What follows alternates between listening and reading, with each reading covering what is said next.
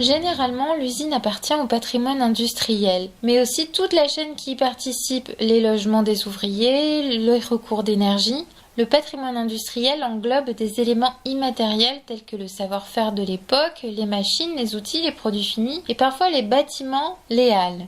Dans un précédent article, nous avions mis en avant un exemple de patrimoine industriel artisanal tel que la distillerie de résine dans les Landes.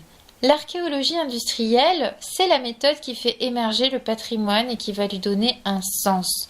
En effet, c'est une méthode interdisciplinaire qui étudie les preuves matérielles et immatérielles d'un passé et d'un présent industriel. Selon Louis Bergeron, l'archéologie est une action scientifique qui porte sur le patrimoine industriel.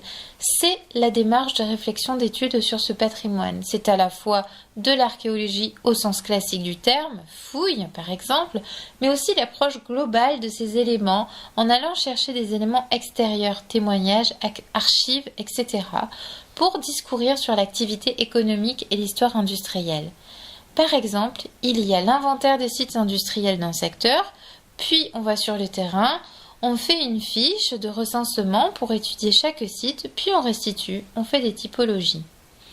Quelle est la valeur de ce patrimoine? Ainsi, on distingue 3 critères de valeur. Le premier, les valeurs sociales et identitaires au nom du nombre de personnes qui ont pu être impliquées dans ce processus. En deuxième, les valeurs techniques. Et pour finir, la valeur esthétique au nom de la qualité architecturale d'un site, d'un bâtiment, d'un paysage façonné par l'industrie.